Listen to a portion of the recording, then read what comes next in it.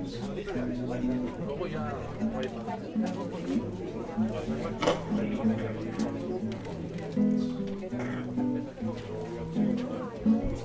Bueno, si os parece, vamos dando comienzo al acto. Bueno, yo hoy voy a hacer solo de presentador, no voy a dar ningún discurso, o sea que voy a daros los buenos días, lo primero, a todos y a todas, agradeceros que estéis aquí en este 83 aniversario, ya sabéis, en homenaje a los mártires de Carballín. Decir que el acto está organizado por el Partido Comunista en Siero, por Izquierda Unida y por la Agrupación Socialista de Siero. Quiero daros en nombre de las tres organizaciones y agradecer a las tres organizaciones la celebración de este acto conjunto. Las tres han puesto un fuerte empeño en ello. En primer lugar, y ya así aprovecho para cederle la palabra a Natividad Menéndez de Llano Menéndez, secretaria política del Partido Comunista en Siero, que en esta tercera edición conjunta pues vuelve a tomar aquí la palabra y a la que quiero darle las gracias. Así que os dejo con ella.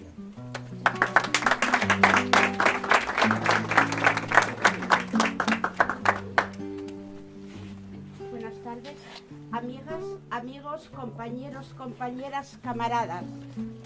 Aquel atardecer del 5 de octubre del 34, desde los comités revolucionarios anuncian la huelga general y la lucha armada.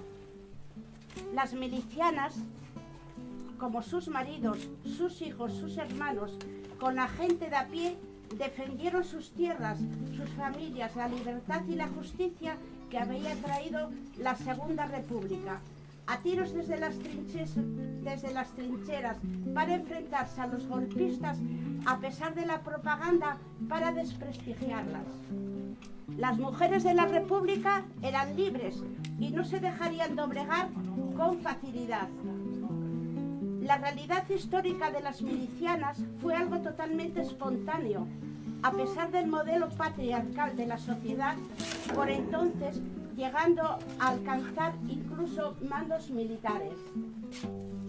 Desde el principio, la lucha de las mujeres fue doble, de una parte contra la amenaza fascista y de otra contra la amenaza machista, que seguía presente aunque había remitido desde la instalación de la República. Por ejemplo, se había conseguido el derecho a voto femenino y había permitido que las mujeres fuesen al frente y alcanzaran incluso mandos militares.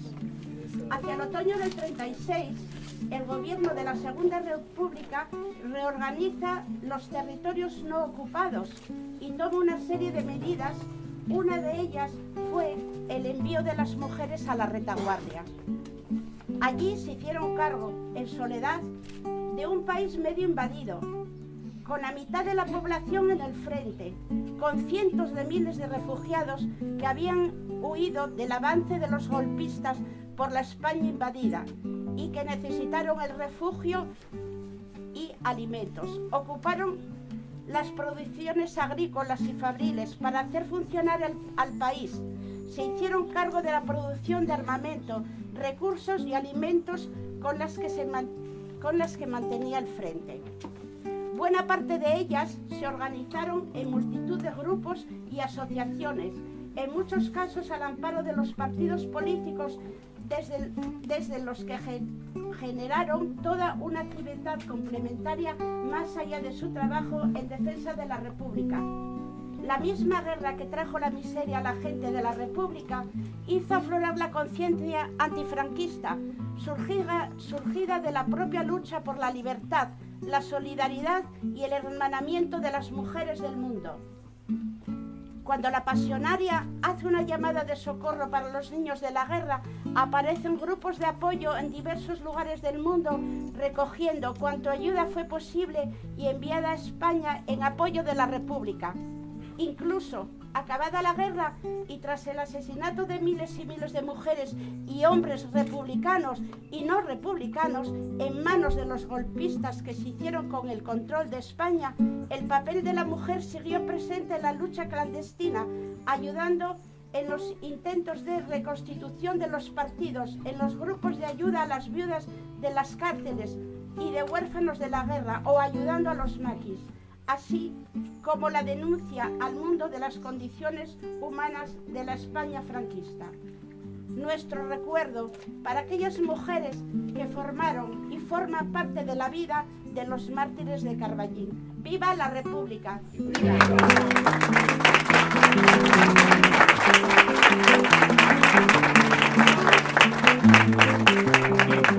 ahora, en nombre de Izquierda Unida, os envía también unas disculpas porque no puede estar hoy aquí la coordinadora de Izquierda Unida en Siero, Teresa Álvarez. Va a hablar en su nombre Juan Luis Ballina Ariz Navarreta, que es el secretario de la organización de Izquierda Unida. Dejo con él. Vale.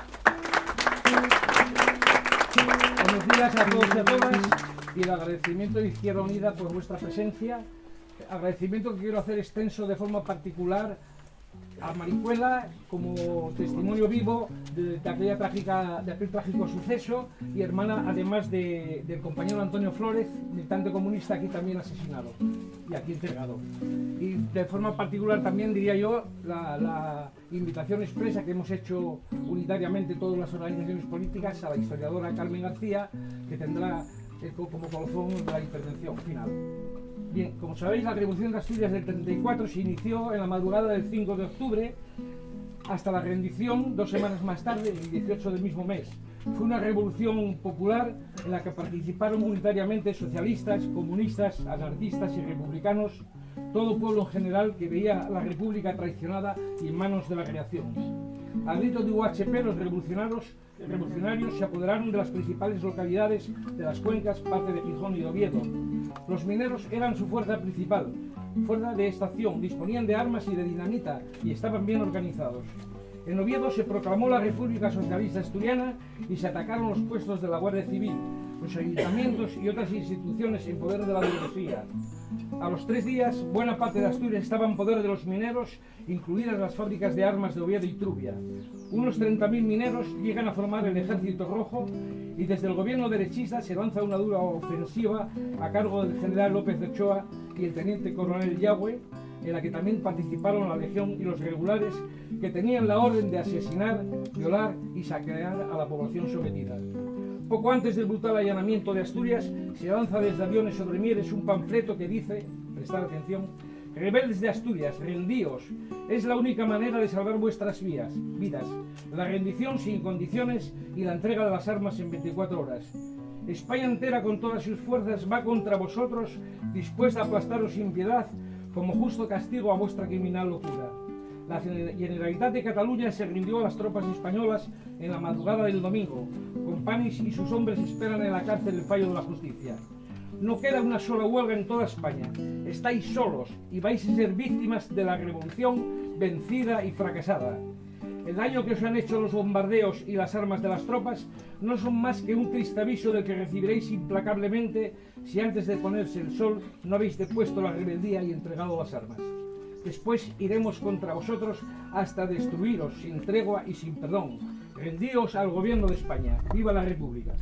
Y así fue, sin tregua ni perdón, no solo los combates para aplastar el alzamiento, sino la represión brutal ejercida después de la rendición, con el firme y único propósito de asfixiar el más mínimo aliento que quedase al movimiento obrero asturiano, y de la que los mártires de Carballín son un claro ejemplo y a los que hoy rendimos un caluroso homenaje. Bueno, pues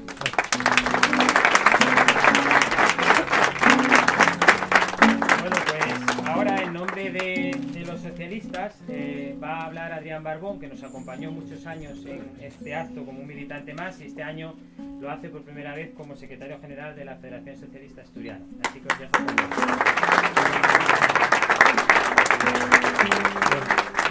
Compañeros y compañeras, camaradas, amigos y amigas, quiero en primer lugar trasladaros un saludo humilde, sencillo y sincero de los socialistas de Asturias, como secretario general de la Federación Socialista Asturiana, aquí, en este lugar para nosotros sagrados, para la izquierda resistente y militante.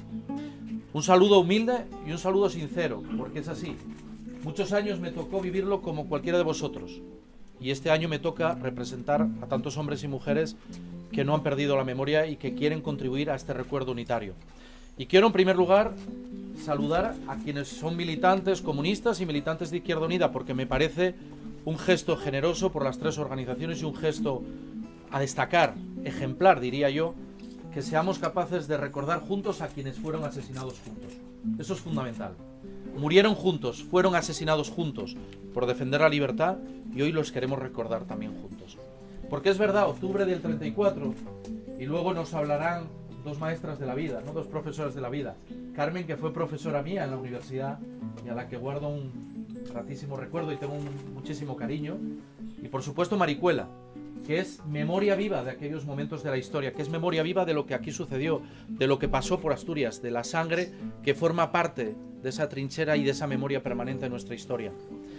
Nos hablarán más en profundidad, pero yo quería deciros algunas cosas. La primera vez que vine aquí, hace muchos años, fue acompañando al actual presidente de honor de la Federación Socialista Asturiana, Pablo García, porque está aquí su tío, es uno de los mártires de Carballín, de esos 24 mártires. Y siempre hubo una cosa que me llamó la atención, cómo el rencor, la tiranía, la incapacidad de entender o de intentar entender al diferente, del respeto humano a los derechos básicos de cualquier ser humano, puede expresarse y puede plasmarse de una forma tan cruel y tan innecesaria. Porque aquí no lo olvidemos, no hay culpables, no, fueron víctimas. Y no lo olvidemos, de todo tipo de edades, hasta un chavalín de 16 años que merece la pena que le recordemos una y otra vez, ya que no pudo vivir su vida, al menos que viva en la memoria de todos. Por eso, este recuerdo no alimenta rencores y es mentira, todo lo contrario. Alimenta el ser capaces de decir que nos negamos a olvidar, porque olvidarlos, el pasar esta página de la historia, el dejar que desaparezca en esa memoria colectiva de los pueblos, sería volver a matarlos, y nosotros nos negamos a ello. Y no olvidemos que además octubre del 34 y la represión que siguió a la Revolución Democrática fue además preludio de otra represión mucho mayor, la que vino después de la Guerra Civil, la que acabó con un régimen que representaba la libertad de un pueblo, que era la República.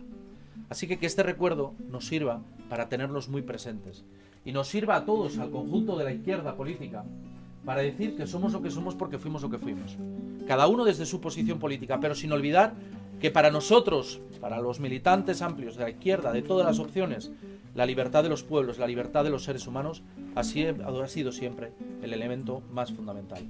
Por eso, en nombre de los socialistas de Asturias, os traslado un abrazo y nos comprometemos a que sus nombres no se pierdan nunca en el olvido. Muchas gracias.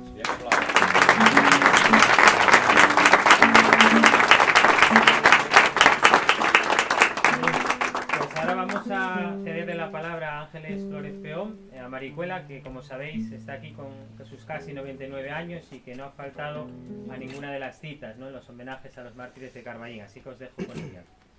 Bueno, primeramente muchas gracias a todos. Muchas gracias a todos. Os doy las gracias de todo corazón.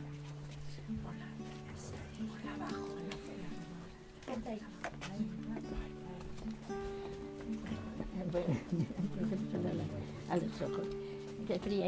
Muchas gracias a todos. Me llegáis hasta el corazón veros aquí. Bueno, quiero deciros, porque hablan de los que están allá asesinados, pero no dicen cómo murieron. Y yo os voy a explicar porque mi madre lo presenció cuando lo sacaban de foto. Mi hermano estuvo en la Revolución de Octubre en Oviedo y le pasó una bala en una pierna. Y cuando lo cogieron, pues estaba herido, claro. ¿Y cómo habrán llegado para traerlo aquí, para asesinarlo? Pero no lo asesinaron de un tiro. Lo asesinaron miserablemente con una bayoneta para que los vecinos lo sacaron de Carballín, lo sacaron por un camino y los mataron abajo, con bayoneta. Le daban no importa dónde. Mi hermano le faltaba un pedazo así, de mandíbula. Porque muchas veces dicen que están muertos, pero murieron, son bien mártires. Cuando los sacaban de la cosa, dijeron, estos hombres fueron mártires, por eso se llaman los mártires de Carballín. Y tengo que agradecer a Carmen, fue la que me hizo salir con el libro, fue la que mandó que fueran bueno, ¿cómo dice? A entrevistar. Eso. Y de ahí salió. Mi hermano era comunista y yo soy mis padres socialistas y todo. O sea que en mi casa hubo la unión de todos. Y quiero dar un ejemplo. Ahí están juntos todos. Quiero dar un ejemplo que os unáis todos los españoles que sois de izquierda, uniros todos. Si no, no podremos nada. Y la juventud, sobre todo, la juventud, que se pongan todos unidos de no importa qué ideología, y defiendan a España, hagan una España humana. Y que se quite toda esta dictadura que está ahora todo. La dictadura ahora está en el mundo entero. Todos son de derecha, la izquierda ya no lo hay. No hay quien la defienda. Estáis ahí, defenderla. Es todo, un abrazo. Para el año que viene voy a tener 100 años, a lo mejor no estoy aquí. Sí.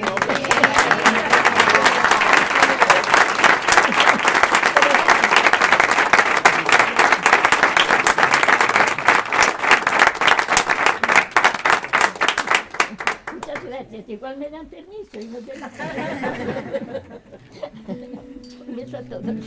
Bueno, pues muchas gracias a Sí, que lo Ángeles. veo por eso. Y ahora va a tomar la palabra. Sabéis que desde el año pasado hemos hecho una pequeña innovación en este acto que resultó muy bien, que es la participación de alguien que ha hecho una gran contribución en materia de memoria histórica. El año pasado tuvimos a Capellín y este año tenemos con nosotros a Carmen García, profesora titular de Historia Contemporánea de la Universidad de Oviedo, que desde sus investigaciones y los proyectos que ha dirigido, como bien decía ahora Maricuela, ha hecho una gran contribución a la recuperación de la memoria histórica en Asturias. Así que os dejo con Carmen. Bueno, me dan un poco tullida. Gracias. Bueno, yo voy a extenderme un poco más, porque voy a hacer bueno, me decían que si hablaba de la revolución. No, voy a hacer el balance de la revolución, el balance represivo de la revolución. Desde luego, más de 1000 muertos, la mayor parte en Asturias, pero no solo. Hubo 2 ejecuciones, solamente 2 ejecuciones tras juicios sumarísimos de militares, y 21 condenados a muerte que fueron, finalmente las penas fueron conmutadas. Por así decirlo, esto sería el balance de la represión reglada, no muy elevado, pero el problema está en la otra represión, la represión irregular.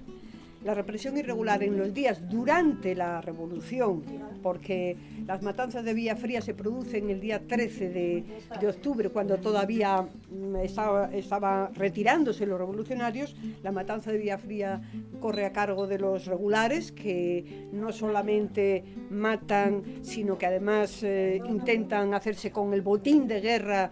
Y la gente, parece ser que la gente, cuando anunciaron que iban los regulares, huyeron despavoridos de cada uno por donde pudo, y allí donde no pudieron marcharse cometieron la barbaridad de los asesinatos de Villafría.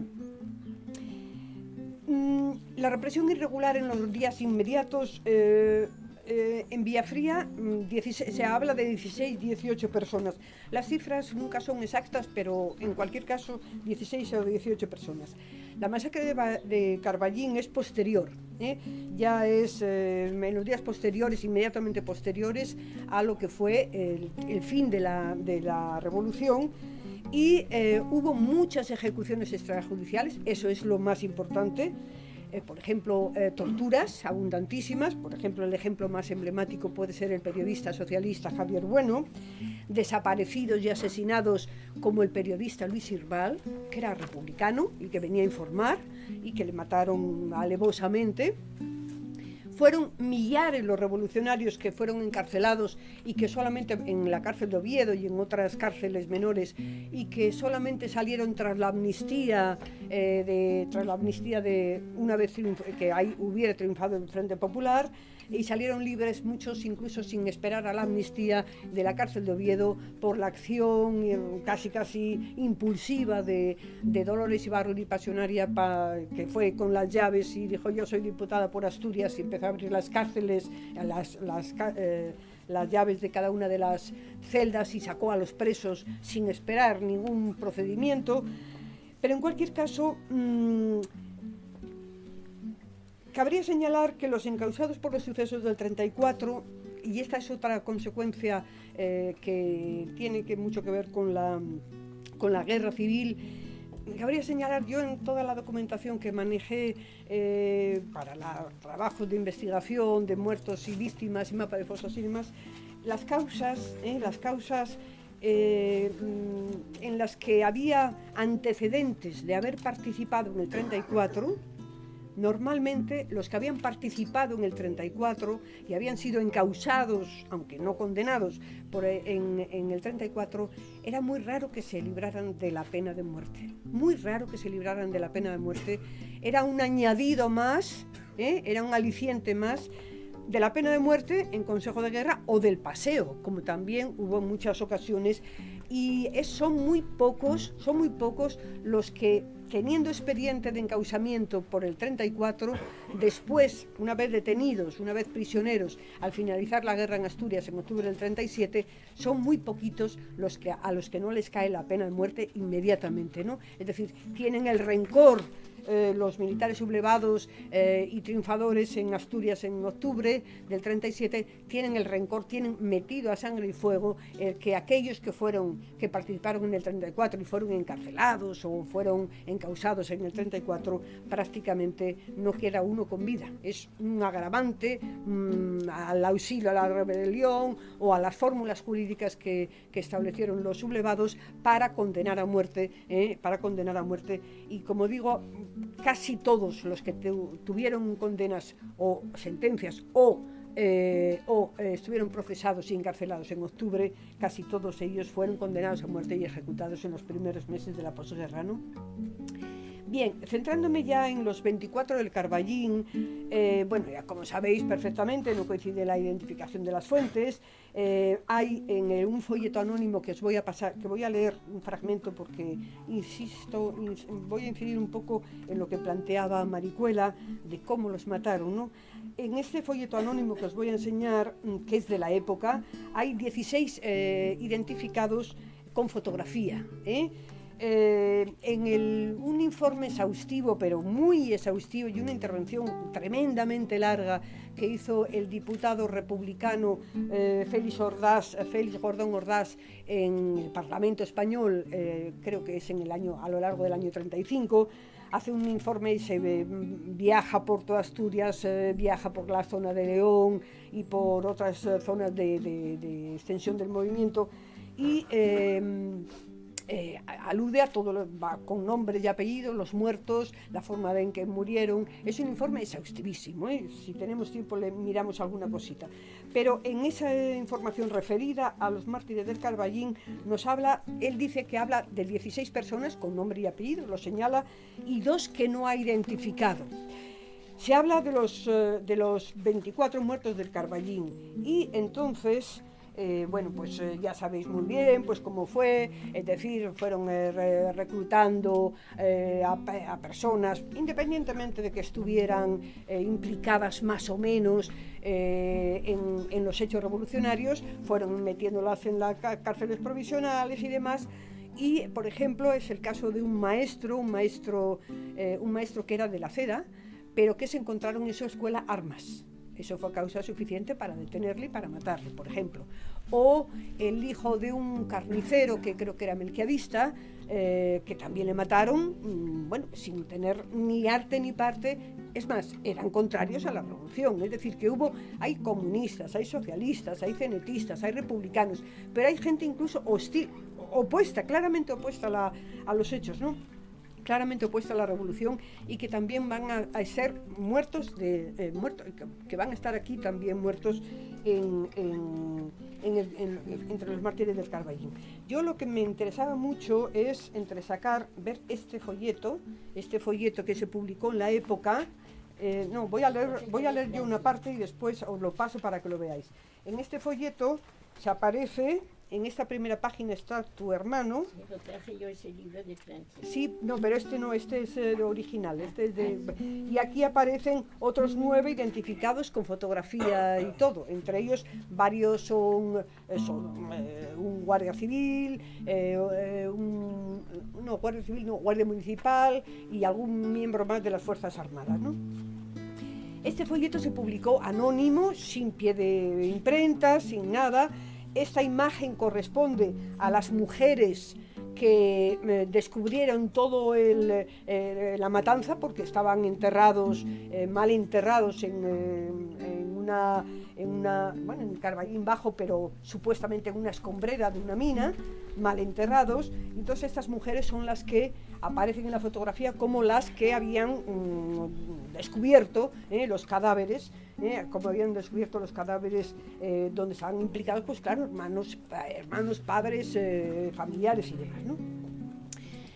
Me interesa mucho leeros, esto es dramático, pero me interesa mucho leeros porque parte del folleto se refiere al testimonio de un asesino, de uno de los asesinos. Claro, la mayor parte de los asesinos son gente de la Guardia Civil que habían librado, de Sama, se habían librado de la muerte, como que querían vengar a sus compañeros muertos en el asalto al cuartel de Sama.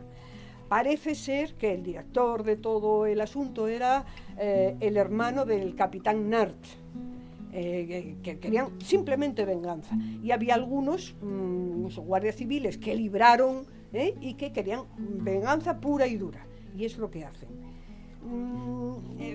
Van deteniendo a la gente por sucesivos motivos, los introducen en la alcaldía en los calabozos de la alcaldía de Sama, van a buscar un lugar más apropiado, había unos 40 detenidos, y lo cogen, el lugar apropiado son 3 habitaciones de un cuartel de un convento de monjas, y de allí ya lo sacan a los que van a matar, y parece ser que ellos mismos tardaron horas en ponerse de acuerdo en qué iban a hacer con ellos. Pero este testimonio es el que uno de los asesinos presta a Díaz Benavides, que hizo un trabajo muy interesante en la época, la que se titulaba La Revolución fue así, y narra los hechos, como tantos otros, hubo mucha bibliografía en la época, pero Díaz Benavides pudo entrevistar y pudo obtener las palabras de un asesino, pues que seguramente estaría aterrado de lo que habían hecho. Dice, tardaron mucho en ponerse de acuerdo, pero bueno, al fin de la noche, al fin de la noche ya estaba claro lo que iban a hacer, ¿no? Entonces dice, el asesino, uno de los asesinos, los bajamos en el grupo minero Rosellón. A medida que bajaban les pasábamos una cuerda que los ligaba entre sí y los sujetaba en una gavilla para que no se perdieran los golpes. Preguntan, ¿nos vais a matar?, preguntó uno de los 24. Todo fue rapidísimo. Parece increíble que pueda acabarse tan pronto con tantos hombres. Con los machetes desenvainados nos arrojamos sobre ellos. El miedo y la sorpresa les dejó sin voz. Algunos cayeron enseguida, otros gritaron desesperadamente. «Echadles a la cuerda al cuello», avisó el sargento. Le disparé la pistola en la nuca a uno, sonaron varios disparos. Gritó el sargento, «Tiros no, puñeta! Arrancadle la lengua a los que gritan». Echósele la cuerda al cuello a los que gritaban. Yo estaba como ciego, golpeaba con furia para ahogar los gritos. Oíase el ruido de los machetes al clavarse en la carne. Se les atravesaba a bayonetazos. La bayoneta de un guardia pasó de parte a parte a un muchacho con tal fuerza que el propio guardia cayó sobre su víctima. Nos dábamos miedo, los gritos nos encorajinaban. Yo no sé, creo que no los hubiéramos matado a todos si no gritan, pero había que rematarlos pronto para que se callaran. No se entendía lo que decían. Un guardia se lamentó. «He perdido el machete». Apartóse del grupo para buscar el machete. No lo encontraba. Volvió con un trozo de raíl y se puso a golpear en la masa de los caídos como un demonio. De los 24, uno había quedado de rodillas y gemía: «Yo soy católico. Creo en Dios, asesinos». Los machetes se enterraban en los vientres con un ruido sucio, como cuando pisan uvas en los lagares. Nos dolían los brazos, golpeábamos sobre los cadáveres, no se oía un gemido, pero conservábamos el recuerdo de los gritos. El sargento dijo: «Basta, ahora quitadle las esposas y la cuerda». Tenían el cuerpo caliente y húmedo, eran un amasijo de piernas y de brazos, de cabeza sin aliento. Había que andarse con cuidado, no fuéramos a enterrar vivo a alguno que nos denunciara. Estaban bien muertos. El guardia que perdió el machete lo encontró clavado en un pecho. Apoyó un pie en el pecho, hizo fuerza y tiró. Los arrastramos a las zanjas y los cubrimos de tierra. «Pues no decía que creía en Dios», exclamó un compañero. De pronto echóse a llorar y corrió hacia la camioneta. «A ese se le han soltado los nervios», dijo el sargento. «Fijaos si hay luz en las casas». Las casas estaban cerradas y en la sombra. Subimos al coche. El camino de vuelta fue lo más terrible. Íbamos callados, menos el guardia de los nervios sueltos que lloraba. El sargento tuvo que llamarle al orden. Yo sentía mucha sed, pregunté, ¿tenéis sed? Todos tenían sed como yo, las lenguas se paseaban por las bocas y sobaban los labios. Nos habíamos quedado secos, sin saliva. El sargento encendió un mechero y llevóse la mano a la cara. Pilló con los dedos una piltrafilla. Era un párpado que le había salpicado de uno de los 24. Se le conocía por las pestañas. ¡Qué asco!, dijo el sargento. Alumbrábase con el mechero que iluminaba un lado de la cara. Límpiese junto a la oreja. A las 3:30 llegamos a Sama.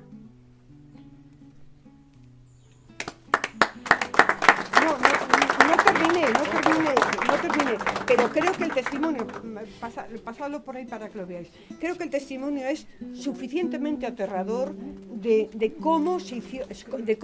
qué barbarie significó esa masacre. Bien, en cualquier caso, yo no, para terminar, y ahora sí de verdad, hay que recordar que después del informe exhaustivo como digo, hizo un informe amplísimo de muchas páginas, Félix Gordón Ordax, sobre la represión, y claro, efectivamente, las barbaridades, las torturas a Javier Bueno, las torturas a centenares de presos, palizas diarias y demás, cuenta casos tan espeluznantes como este, y otros que se calla, por no herir la susceptibilidad de los diputados, pero todavía recordáis, no sé si sabéis que el gobierno a lo largo del 35 pues prácticamente había arrasado a la izquierda, suprimida la prensa, cerradas casas del pueblo, sustituidos ayuntamientos, no solamente en Asturias, sino en León, en Palencia, en Cataluña, pues con la vertiente separatista también le había tocado una represión más liviana, pero en todo caso represión. Está encarcelado el propio Azaña, que no tiene nada que ver, y está encarcelado en el puerto de Barcelona. Bien, a lo largo del año 35, el debate de octubre, el debate sobre las barbaridades de octubre, se produce y se reproduce y se plantea varias veces en el Congreso de los Diputados, y cuando la justicia militar plantea la pena de muerte al generalísimo de la revolución, es decir, a Peña, y plantea varias condenas de muerte, 21 dije que habían sido conmutados, se ejecutaron 2.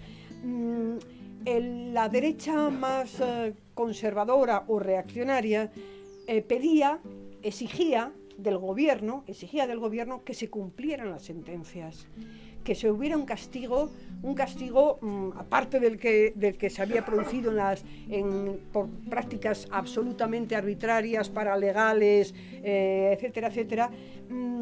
Planteaban que había que cumplir las condenas, y sobre todo se emblematizaban en la figura de González Peña, el generalísimo.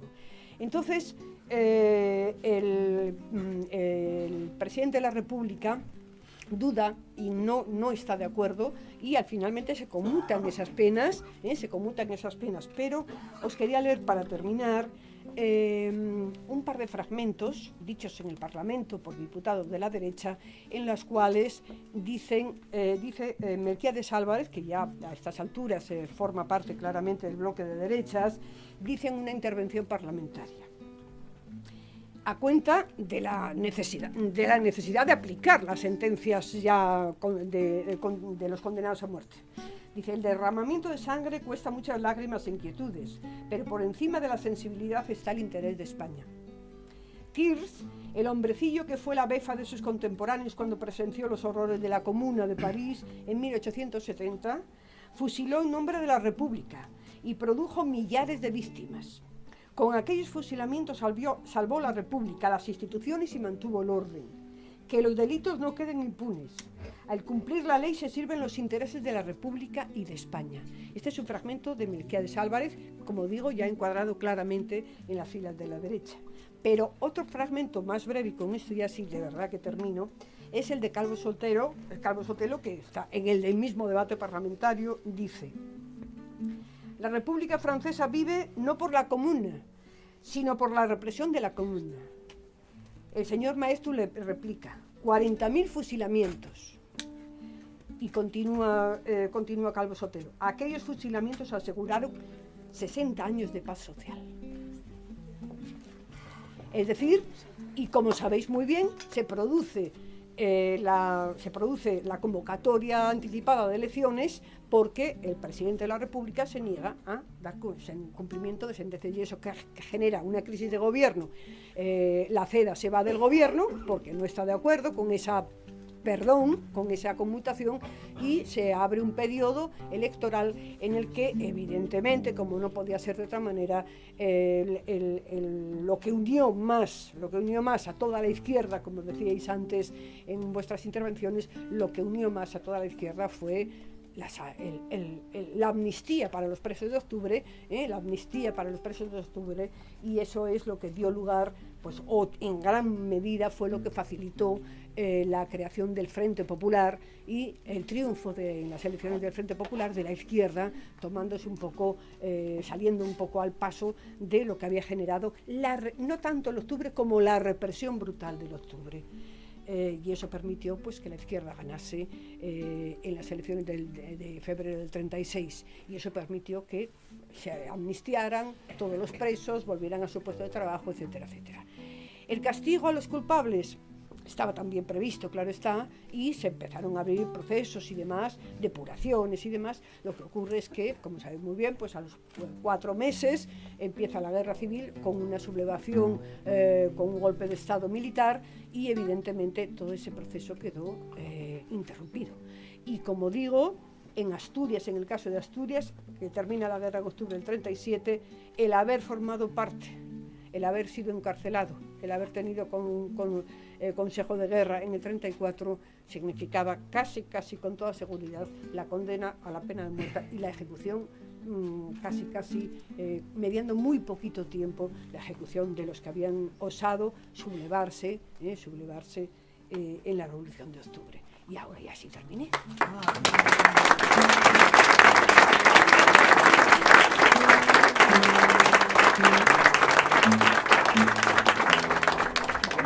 Dándole las gracias a Carmen por esa brillante intervención, vamos a guardar un minuto de silencio en honor a los mártires de Carballiñ, que ya están controlando por ahí, ¿no? Pues empezamos.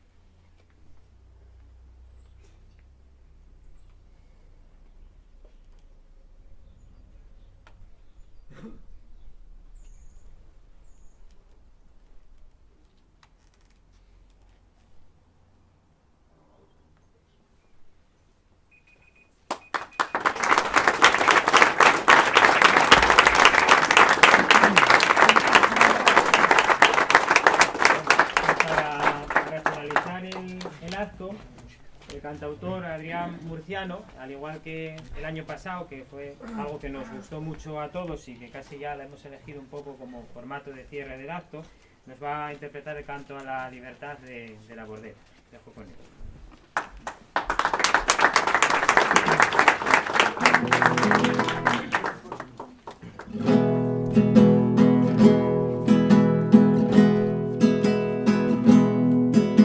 Habrá un día en que todos, al levantar la vista, veremos una tierra que ponga libertad. Hermano, aquí mi mano será tuya mi frente, y tu gesto de siempre caerá sin levantar huracanes de miedo ante la libertad. Haremos el camino en un mismo trazado, uniendo nuestros hombros para así levantar a aquellos que cayeron gritando libertad. Habrá un día en que todos, al levantar la vista, veremos una tierra que ponga libertad. Sonarán las campanas desde los campanarios y los campos desiertos volverán a granar. Unas espigas altas dispuestas para el pan, para un pan que en los siglos nunca fue repartido entre todos aquellos que hicieron lo posible por empujar la historia hacia la libertad. Habrá un día en que todos, al levantar la vista, veremos una tierra que ponga libertad. También será posible que esa hermosa mañana ni tú, ni yo, ni el otro la lleguemos a ver, pero habrá que empujarla para que pueda ser, que sea como un viento que arranque los matojos, surgiendo la verdad y limpie los caminos de siglos de destrozos contra la libertad.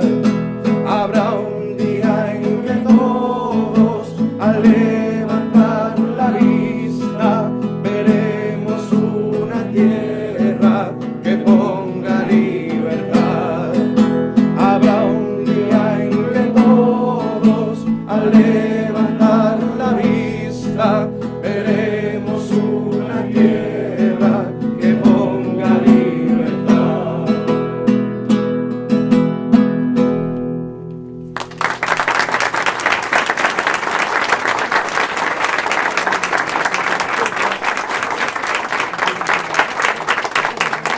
Bueno, pues gracias a todos y nos vemos aquí el año que viene.